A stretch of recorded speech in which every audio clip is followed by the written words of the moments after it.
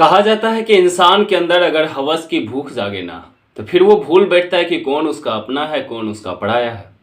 फिर वो उस रास्ते पे निकल पड़ते हैं जिस रास्ते का अंत तो बेहद ही खतरनाक होता है, लेकिन वो रिश्ता एक साथ कई रिश्ते को बदनाम भी कर देता है, शर्मसार भी कर देता है। दरअसल आज की अगर पूरी कहानी को आप सुनेंगे, शायद जिस बच्चे का फर्ज बनता है अगर माता पिता उन पे शासन कर रहा है तो शायद उनके रास्ते पे चले, सही और गलत का फैसला जाने अपने परिवार के लोगों से, बल्कि वो अपने ही घर वालों के साथ कुछ ऐसा करता है और फिर वो हवस की भूख में इतने अंधी हो जाती है कि वो एक साथ कई लोगों से उस संबंध में आ जाते हैं। तो आखिर समझते हैं क्या थी पूरी कहानी। राधे राधे, नमस्कार, सत श्री अकाल, मैं हूँ कोमल यादव। आज की जो सच्ची कहानी है, ये कहानी है मध्य प्रदेश का, एक जगह पड़ता है ग्वालियर, और ग्वालियर में ही एक इलाका है जिस इलाके का नाम है ताटीपुर, और इसी ताटीपुर इलाके में एक जगह है तृप्ति नगर।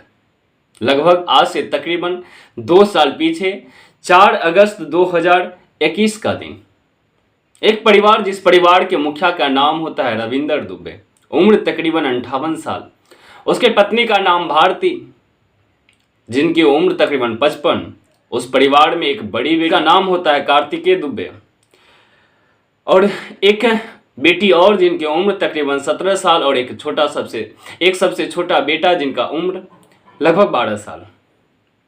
रात के तकरीबन 1 से 1:30 बज रहे थे कि उस परिवार से कोई व्यक्ति कॉल करता है वहां के स्थानीय थाना को। थाने वाले को कॉल करके बताता है कि साहिब, ये तृप्ति नगर में एक जगह है रविंदर दुबे का जो घर है, यहाँ पे आप तुरंत आ जाइए। थाना वाले पूछते हैं आखिर कारण क्या है। बताता है कि साहिब, यहाँ पे एक आदमी का खून हो चुका है, आप इस जगह पे पहुंच जाइए और पूरा मामला का तफ्तीश कीजिए, आखिर कारण क्या है, क्योंकि यहाँ पे सब चीज अटपटांग सा लग रहा है। अब थाना अध्यक्ष जैसे इस पूरे बातों को सुनते हैं, सुनने के बाद वो उस जगह पे पहुंचते हैं जिस जगह के बारे में बताया गया था। वहां पहुंचने के बाद थाना अध्यक्ष जांच पड़ताल करते हैं, पूछताछ करते हैं। पूछताछ में पता चलता है कि उस रात उस परिवार के जो व्यक्ति थे, सारे लोग अपने नियमानुसार से बच्चे स्कूल से घर आए, जो भी ट्यूशन था सारे लोग खत्म करके घर आए। माँ भी अपना घर के कामकाज खत्म करके शाम के खाना बनाए। खाना बनाने के बाद पूरे परिवार साथ में बैठ करके खाना खाए, क्योंकि उसका जो घर था एक आलीशान घर, क्योंकि रविंदर दुबे जो था पेशे से वो एक कलेक्ट्रेट में सरकारी कर्मचारी था, जिसके कारण से काफी ज्यादा ही आमदनी हो रहा था, जिस वजह से अच्छा घर बनाए, घर में महंगे महंगे चीजों लगवाए, अच्छे अच्छे फर्नीचर से लेकर के अच्छे अच्छे बेडशीट, यहाँ तक कि घर में उस ऐशो आराम की तमाम सुविधा दी गई थी जो एक मीडियम क्लास के लोग को होना चाहिए। अब कार्तिका दुबे जो उनकी बड़ी बेटी थी, जब बेटी की उम्र होते थे, बेटी के भी उम्र के अनुसार से वो अपनी बड़ी बेटी की शादी काफी धूमधाम से करते हैं। बड़ी बेटी की शादी होने के बाद बड़ी बेटी ससुराल चले जाते हैं, और ससुराल जाने के बाद कुछ दिन तो उनके शादीशुदा जिंदगी जो था वो ठीक ठाक से ही चल रहा था, लेकिन फिर उसके पति के मन में लोभ लालच जागते हैं, ससुराल वाले के मन में लोभ लालच जागते हैं, जिस कारण से कार्तिका दुबे को ससुराल में भी सताने लगता है। बार बार उससे पैसे मंगवाया जाता था, तुम अपने पिताजी को बोलो जो कुछ पैसे की जरूरत है, जिससे कह करके वो अपने पिता से बात करते हो, यहाँ से पिता पैसे भी भेजते।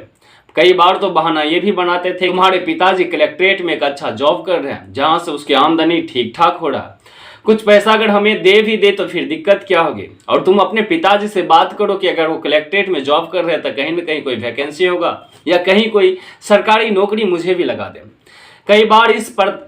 कई बार इस तरह से कार्तिका दुबे को प्रताड़ित किया जाता है कि बेचारी एक दिन अपने पिताजी और माताजी को कॉल करते हैं। कॉल करने के बाद वो सारे घटनाक्रम के बारे में बताते हैं कि किस तरह से उसको ससुराल वाले तंग करते हैं, यहाँ तक कि समय से उसको खाना भी नहीं मिल पाता है, बार बार डराया जाता है, धमकाया जाता है, बार बार ये कहा जाता है कि मैं तुम्हें ससुराल से तुम्हें अपने नैहर छोड़ दूंगा और फिर मैं तुम्हें कभी नहीं लाऊंगा। अब ये बात जैसे ही कार्तिका दुबे अपने माता पिता को बताए, क्योंकि जब शादी हुआ था तो शादी काफी धूमधाम से हुआ था। अब बात रही अगर माता पिता को अपने बच्चे की परवरिश और देखभाल की, तो कोई भी माता पिता अपने बच्चे के बारे में नहीं सोचेगा कि उनके बच्चे उनके लिए बोझ बनेगा। फिर वो अपने बेटी को लेकर के अपने घर पे ही लेके आ जाते हैं और कहते हैं कि तुम यहीं रहो और शायद तुम्हारी जिंदगी वहां से अच्छी यहाँ बीतेगी। और फिर समय बीतने लगता है। अब उम्र इनकी 58 साल हो चुके थे। समय जब 4 अगस्त 2021 के दिन था तो सारे लोग जब रात के समय के खाना खाने के बाद सब लोग अपने अपने कमरे में सोने के लिए चल गए थे। दरअसल खाने का जो जगह था वो नीचे का जो भी ग्राउंड फ्लोर था, ग्राउंड फ्लोर पे सारे लोग मिल करके खाना खाते थे। खाना खाने के बाद सारे लोग अपने अपने बेडरूम में पहुंचते थे जो उसका फर्स्ट फ्लोर पे था। तकरीबन 2 बजे रात में अचानक से एक तेज की आवाज आती है और जैसे ही परिवार के सारे लोग उस आवाज के तरफ बढ़ते हैं, जाकर के पता चलता है कि वो आवाज कहीं और से नहीं बल्कि उस घर के जो मुखिया थे रविंदर दुबे, उनके ही कमरे से आए हुए थे। और जब वहां जाकर के देखा जाता है तो पता चलता है कि रविंदर दुबे के शरीर से काफी मात्रा में ही खून निकल रहा और देखने से ही लग रहा था कि यह घटना स्थल पे ही अपना दम तोड़ दिया।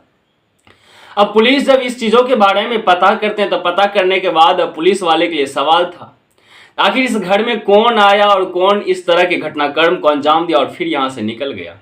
क्योंकि ना ही घर में कोई तोड़फोड़ किया गया था, ना ही घर में किसी के आने की आहट लगी थी। घर में जो कुत्ता था वो भी ऊपरी मंजिल पे था, ना ही कुत्ता भी शोर मचाया जो कोई जाग जाते कोई पता लगा सकते थे जो घर में कौन आया नहीं आया। अब पुलिस के लिए एक चुनौती भरी केस जो आखिर इस कत्ल के पीछे छुपा हुआ लोग कौन है। अब पुलिस वाले उस रविंदर दुबे के शव को अपने कब्जे में लेकर के वहां के स्थानीय अस्पताल भेजते हैं पोस्टमार्टम के लिए। अब पोस्टमार्टम के रिपोर्ट आते हैं तो पता चलता है कि इस व्यक्ति को तमंचे से इस पे हमला किया गया था, उसमें भी इसके पास से सटा करके इसको गोली मारा गया था। अब पुलिस जैसे ही जानते हैं, अब पुलिस वाले के लिए यह सवाल था जो आखिर इसका कत्ल हुआ है तो आखिर मारने वाला लोग कौन है। और फिर घटना स्थल पे ना ही कोई ऐसी सामान मिला, उसके फिंगरप्रिंट से यह पता लगाया जा सकता था कि इसके पीछे छुपे हुए लोग कौन है। अब फिर से पुलिस वाले उनके घर पे पहुंचते, घर पे पहुंचने के बाद एक एक करके पूरे परिवार के लोगों से भी पूछना शुरू करते हैं। फिर पुलिस को शक ये भी होता है कि हो सकता है कि जिस चीजों से इसका कत्ल किया गया था, हो सकता है कि वहां पे कुछ लोग और जो जमा हुए होंगे जो इस सब को देखने के लिए आए थे, उसमें से कोई नौजवान जो ऐसा होगा जो उसको अपने पास ले लिए होंगे। आए दिन इस तरह के घटना होते रहता है। अगर किसी के पास कोई अवैध सामान हो, या तो उनका पर्स भी हो या मोबाइल भी हो, तो घटनास्थल से वो गायब हो जाता। अब पुलिस वाले को भी लग रहा था कि हो सकता है कि ये आत्महत्या का ही केस हो, ये सुसाइड का केस हो। लेकिन फिर पुलिस वाले एक नजर ये भी दोहराते कि क्यों ना एक बार इस परिवार वाले से ही पूछा जाए, क्योंकि ना ही घर में कोई आया, ना ही घर से कोई बाहर गया, ना ही किसी को कोई पता लगा, क्योंकि घर से कोई बाहर भी जाता तो गेट की आवाज आती। लेकिन कहीं से कोई भी पता नहीं चल रहा था। तो फिर पुलिस वाले परिवार के सभी सदस्यों पे निगरानी करता और फिर उनसे पूछताछ शुरू करता है। सबसे पहले तो शक जाता उनके पत्नी पे, हो सकता है कि पत्नी के किसी कारण से लड़ाई झगड़ा हुआ। फिर उनके बेटी पे भी शक जाता है, बड़ी बेटी के, क्योंकि ससुराल वाले कुछ ऐसे डिमांड कर रहे थे जो उनके पिताजी नहीं दे पाए, तो हो सकता है कि जिस कारण से बेटी ने भी ये कदम उठाया हो। फिर जब ये दोनों से पूछताछ होता है तो पूछताछ में पूरा का पूरा क्लियर हो जाता है कि इन दोनों का हाथ कहीं से भी, इस पूरा घटनाक्रम में कहीं से भी इन दोनों का कोई भी साजिश नहीं है। दोनों को क्लीन चिट मिलता है और दोनों फ्री हो जाते हैं। लेकिन फिर पुलिस वाले के लिए सवाल ये था, आखिर ये हुआ तो हुआ कैसे। अब एक नजर और दोहराते हैं कि कहीं एक बार छोटी वाली जो बेटी थी जिनकी उम्र तकरीबन 17 साल, जो एक स्कूल में पढ़ रही है, तो क्यों ना एक बार इनके ऊपर भी निगरानी रखा जाए, इनसे भी पूछताछ किया जाए। लेकिन पुलिस वाले जब उनसे पूछते तो वो भी बताते हैं कि साहब मुझे कुछ नहीं पता, मैं तो अपने बेडरूम में से सो रही थी। अब पुलिस वाले के लिए पता लगाना था, तो फिर पुलिस वाले सोचते हैं कि क्यों ना इन सब के बाहरी दोस्तों जो है उनसे पता किया जाए। पुलिस वाले पहुंचते हैं उस लड़की के स्कूल में, जिस स्कूल में वो लड़की पढ़ रही थी। और वहां पहुंचने के बाद उनके दोस्तों से भी पूछा जाता है उस लड़की और उसके पिता के बारे में किसी को कोई पता हो तो वो बताए। धीरे धीरे पता यहाँ भी चलता है, कई दोस्तों ने तो साफ मना कर दिया, साहब उसका तो कॉम्बिनेशन काफी ठीक ठाक से था। लेकिन एक लड़की जो उनकी दोस्त थी वो बताती है कि साहब ये जो मेरी दोस्त है वो एक दिन बता रही थी कि उनके पिताजी उनके एक बॉयफ्रेंड है जिनको एक दिन एक साथ दोनों को पकड़ लिए थे। पकड़ने के बाद उस लड़की के साथ मारपीट होता है, यहाँ तक उस लड़के के साथ भी मारपीट होता है। उसके बाद से वो लड़की कई बार वो अपने पिता के बारे में गलत गलत बातें बोल रही थी। अब पुलिस वाले जैसे ही ये पूरे मामला के बारे में जानते हैं तो फिर पता चलता है, उसी का नाम भी पता चलता है जिसका नाम होता है करण भजोरिया। अब पुलिस की एक टीम करण भजोरिया के पास पहुंचते और पहुंचने के बाद पुलिस उनसे पूछते हैं कि तुमने उस लड़की के पिता का खून क्यों किया। अब करण भजोरिया जैसे इस बातों को सुनता है तो सुनने के बाद बोलता है कि साहब मैंने किसी का खून नहीं किया, ना ही मैंने किसी के कोई साजिश में शामिल हुआ। हाँ, मैं उनके बेटी से इश्क करता हूं और अभी भी बात करता हूं, लेकिन कई दिनों से हम दोनों में एक बातों को लेकर के लड़ाई झगड़ा हुआ था जिस कारण से हम दोनों एक दूसरे से बात नहीं कर रहे। हालांकि मैं उनसे मोहब्बत अब भी कर रहा हूं, उनसे प्यार अब भी कर रहा हूं, लेकिन वो एक ऐसी शर्त रखी थी मेरे पास जिस कारण से उनके अंदर मनमुटाव हुआ। जिसके बाद से ना ही उनसे कोई मेरी बात हो पाई। आप अगर चाहे तो उनका कॉल डिटेल्स भी खंगाल सकते हैं, आप मेरा भी कॉल डिटेल्स खंगाल सकते हैं।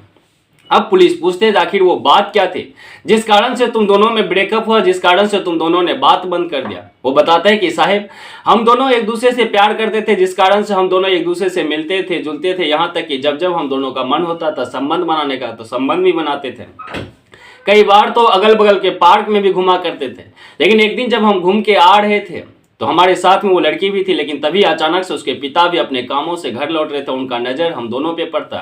पढ़ने के बाद वो सीधे मेरे पास आते हैं। आने के बाद वो सीधा उस लड़की को भी डांटते हैं, फटकारते हैं, और हमको भी डांटते हैं, फटकारते हैं, और यहाँ तक बोलते हैं कि आइंदा इस लड़की से मिलना नहीं है। हम तो किसी तरह उस दिन माफ़ी मांग करके वहाँ से निकल गए। लेकिन फिर से अब चोरी छुपे हम दोनों मिलने लगे। एहसास नहीं था जो घर वाले को पता भी हो। लेकिन एक दिन फिर से उस पिता का नज़र फिर से चलता है, जिस दिन उस लड़का को भी वहाँ पे थप्पड़ लगाया जाता है और उस लड़की को भी वहां थप्पड़ लगाया जाता है। इसके बाद वो लड़की घर पहुंचते और घर पहुंचने के बाद उसी शाम उस लड़का को फोन करता है। फोन करने के बाद वो बताता है कि तुम मेरे पिताजी का खून कर दो। अगर पिताजी जिंदा रहेंगे तो शायद तुम्हें मुझसे मिलने में दिक्कत होगा और मैं तुमसे प्रेम संबंध नहीं रख पाऊंगी, जिस कारण से हम दोनों का प्रेम संबंध यहीं खत्म होगा। अब लड़का जैसे इस बात को सुनता है तो सुनने के बाद वो साफ तौर पे मना कर देता है कि मैं इस तरह का काम नहीं कर सकता, क्योंकि करण जौहरिया जो एक सीधा साधा लड़का, वो सीधा बोलता है कि मैं इस तरह का काम नहीं कर सकता। वो लड़की सीधा कहते अगर तुम प्यार के लिए इस तरह का काम नहीं कर सकते हो तो तुम मुझसे बात करना ही बंद कर दो। जिसके बाद से उस दोनों का बात बंद हो गया। और फिर 4 अगस्त 2021 को इसके साथ ये कैसे हुआ इसके बारे में मुझे कुछ नहीं पता है। अब पुलिस वाले को पूरा का पूरा शक हो चुका था जिस पूरा घटनाक्रम के पीछे कोई और नहीं बल्कि रविंदर दुबे का जो बेटी है वही है। अब फिर पुलिस वाले उस लड़की के पास पहुंचते हैं। उस लड़की के मोबाइल नंबर लिया जाता है और वहां से उसके मोबाइल की सर्विलांस भी खंगाली जाती है, कॉल डिटेल्स भी खंगाली जाती है। वहां से पता चलता है जब से करण ने उस लड़की से बात करना बंद कर दिया उसके बाद से उस लड़की के नंबर पे एक अननोन नंबर से काफी ज्यादा ही बात हो रहा था। वो नंबर किसी और का नहीं, एक लड़का था जिसका नाम होता है पुष्पेंद्र लोधी। अब पुलिस वाले पुष्पेंद्र लोधी के भी पास पहुंचते हैं। आखिर क्या संबंध है उस लड़की से जो तुम इतना बात करते हो? कोई प्रेम संबंध की बात है या कोई रिश्ते में लगते हैं? पुष्पेंद्र लोधी तो शुरुआत में तो आनाकानी करते हैं, लेकिन जब पुलिस वाले अपने स्तर से पूछताछ करते हैं, क्योंकि इस तरह से पुष्पेंद्र लोधी पे कई तरह के आरोप पहले से भी लगा था, वो एक सुपारी किलर भी था, तो पुलिस वाले जब उसे अपना स्तर से पूछताछ करते तो पुष्पेंद्र लोधी पूरा का पूरा घटनाक्रम के बारे में बताते हैं कि साहब इस पूरा घटनाक्रम के पीछे किसी और का हाथ नहीं बल्कि इस लड़की का ही हाथ था। उसने मुझे ऑनलाइन फेसबुक पे मैसेज किया और मैसेज करने के बाद हम दोनों ने बात की, फिर दोनों ने नंबर एक्सचेंज किए। एक्सचेंज करने के बाद वो एक दिन हमको फ़ोन करती है और फ़ोन करने के बाद वो हमको बताती है कि तुम मेरे पिताजी का खून कर दो। तो वो लड़का कहता है कि मैं तो पैसे के बदले में खून करता, अगर तुम्हारे पास पैसा है तो फिर बताओ, फिर मैं इस काम को कर दूंगा। लेकिन वो लड़की कहती है कि मेरे पास तो पैसा नहीं है, इसके बदले में मेरे पास वो है जो मैं तुम्हें दे सकती हूँ। लड़का पूछता है आखिर वो क्या है? वो बोलता है कि अगर तुम मेरे पिताजी का खून करोगे, अगर तुम वहां से बच जाओगे तो इसके बाद मैं तुमसे प्रेम करूंगी, और प्रेम करने के बाद तुम मेरे साथ जब चाहो तब तुम मेरे साथ शारीरिक संबंध बना सकते हो। अब लड़का जैसे इस बातों को सुनता है, उसमें भी लड़की भी खूबसूरत और उम्र भी 17 साल, तो वो लड़का कहता है कि ठीक है, डील तो फाइनल हुई, लेकिन इसके बाद तुम अपने वादे से मुकरना नहीं।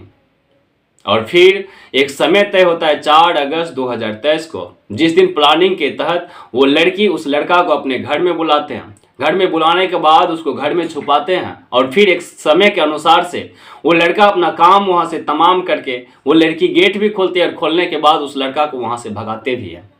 और फिर वो लड़की अपने कमरे को बंद करके सोने के लिए भी चली जाती है।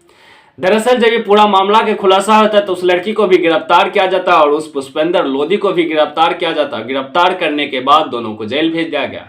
लेकिन जब ये पूरे घटनाक्रम के बारे में यहाँ से निकल करके समाज के पास पहुंचा, कई लोगों ने इस बेटी को एक शर्मसार रिश्ते के बारे में बताया, जो एक लड़की जो अपने हवस की भूख के कारण से उस पिता की जान की दुश्मन बन गए, जो पिता ने उसको बचपन से पाला पोसा बड़ा किए, यहाँ तक उसके सपने में बारे में सोच रहे थे, क्योंकि बेटी भी बड़ी हो रही थी। भले ही उनका उम्र गुजर रहा था, क्योंकि कुछ ही दिनों के बाद उनका रिटायरमेंट भी होने वाला था। बेटी की फिक्र लगी रहती, लेकिन वही बेटी अपने पिता के ही जान के दुश्मन बन जाते हैं। हालांकि आज की कहानी यही खत्म होता है, लेकिन इस कहानी को सुनाने का मकसद किसी को परेशान करना नहीं, ठेस पहुंचाना नहीं। इस कहानी का जो भी राय होगा वो आप कमेंट बॉक्स में ज़रूर बताइएगा। फिर मिलते हैं कल एक और नए कहानी के साथ। तब तक आप खुश रहिए, आप अपना परिवार का ध्यान रखिए। जय हिंद, जय भारत, वंदे मातरम।